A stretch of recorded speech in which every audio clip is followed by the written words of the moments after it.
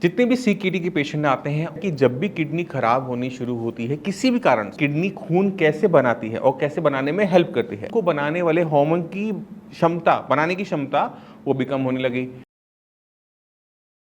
नमस्कार, मेरा नाम है डॉक्टर पुरु धवन और आज इस वीडियो में हम बात करने वाले हैं हीमोग्लोबिन के बारे में और कमजोरी के बारे में। जितने भी सीकेडी के पेशेंट आते हैं ऑलमोस्ट 80-90% पेशेंट आके ये कहते हैं कि डॉक्टर साहब मेरे क्रिएटिनिन लेवल तो बहुत हाई है, 8 पहुंच रहा है, 9 पहुंच रहा है, डॉक्टर ने डायलिसिस के लिए बोल दिया है, बट मेरे शरीर में कोई भी सिम्टम नहीं है। और मैं उनसे एक सवाल पूछता हूँ, सिर्फ एक सवाल, क्या आपको कमजोरी महसूस हो रही है? और उनका झट सा आंसर होता है हाँ, कमजोरी तो महसूस हो रही है, बट मेरी सांस नहीं फूल रही, मुझे घबराहट नहीं हो रही, खाना खा पा रहा हूं, मुझे कोई दिक्कत नहीं हो रही। तो आपको समझने की जरूरत है कि जब भी किडनी खराब होनी शुरू होती है किसी भी कारण से हो, बीपी से, शुगर से, पॉलीसिस्टिक किडनी, कोई भी कारण हो, किडनी के खराब होने पे एक बड़ी समस्या हमें देखने को मिलती है कि हमारे शरीर के अंदर हीमोग्लोबिन की मात्रा कम होनी शुरू होती है। जबकि हम ढंग से खाना भी खा रहे होते हैं, मल्टीविटामिन भी ले रहे होते हैं, फॉलिक एसिड भी चल रहा होता है, फेरस सल्फेट भी चल रहा होता है, हम सब कुछ खा लें बट हमारा खून नहीं बन पा रहा होता।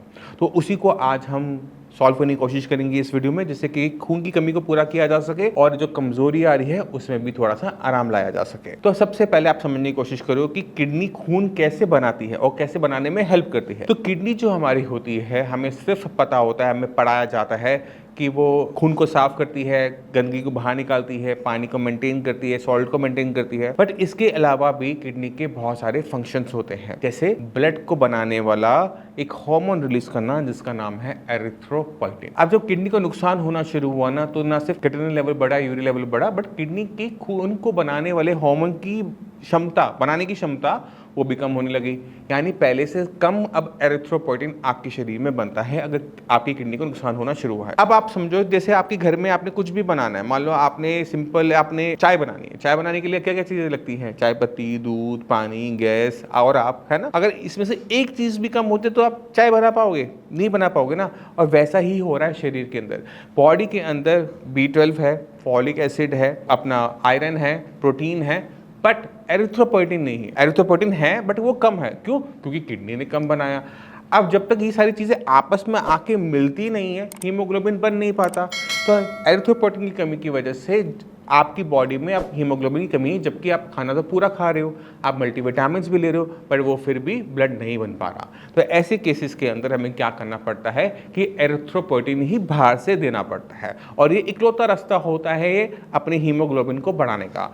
अगर आप सोचते हो कि अरे खून की कमी तो है, मैं चुकंदर खा लूँगा, मैं अनार खा लूँगा, मैं 2-4 आयरन की सप्लीमेंट ले लूँगा और मेरा खून बनना शुरू हो जाएगा, आप करके देख लो, आपको वैसे रिजल्ट नहीं मिलेंगे जैसे आप चाहते हैं। पॉइंट में कुछ फ़र्क आ सकता है, बट जो आपका हीमोग्लोबिन 6 है, 7 है, वो 10-11 नहीं पहुँचेगा विदाउट एरिथ्रोपोइटिन। और ऐसे ही उल्टा भी है, अगर आप एरिथ्रोपोइटिन ले रहे हो बट शरीर में कुछ खाने की कमी है, B12 कम है, फॉलिक एसिड कम है, तो भी खून नहीं बनेगा। तो खून बनने के लिए जितना भी सामान चाहिए होता है उसे बॉडी में होना जरूरी है। एरिथ्रोपोइटिन मार्केट से खरीद के इंजेक्शन फॉर्म में लेना तो आसान है, मगर आपको अपने खाने को भी सुधार के रखना जरूरी है। तो जब आप खाना प्रॉपर खाते हैं और एरिथ्रोपोइटिन की जो सप्लीमेंट है वो आप लेते रहते हैं, तभी जाके किडनी फेलियर पेशेंट में ब्लड की अमाउंट को हम बढ़ता हुआ देखते हैं। अगर इसमें कोई भी चीज़ मिसिंग रह जाती है तो आपका जो हीमोग्लोबिन है वो नहीं बढ़ पाता, और हीमोग्लोबिन की कमी की वजह से सांस फूलना, घबराहट होना, जी मचलाना और जल्दी थकावट हो जाना, 4 कदम चलने के बाद हमेशा सोते रहने का मन करना, नींद कम आना, ये सारे के सारे सिम्टम हमें किडनी फेलियर के पेशेंट में देखने को मिल जाते हैं। तो अब आप समझ गए होंगे कि एक सीकेडी पेशेंट में, एक किडनी फेलियर पेशेंट में खून की कमी हमें क्यों देखने को मिलती है, किस कारण से मिलती है, इसे कैसे पूरा किया जा सकता है। फिर भी कोई भी डाउट हो, कुछ भी पूछना चाहते हो, डॉक्टर्स अवेलेबल है, मैं अवेलेबल हूँ, उनसे बात कीजिए और अपनी इस समस्या का समाधान कीजिए। इसी के साथ आपसे चलने के आगे चाहूँगा। मिलते हैं अगले वीडियो में, तब तक के लिए नमस्कार।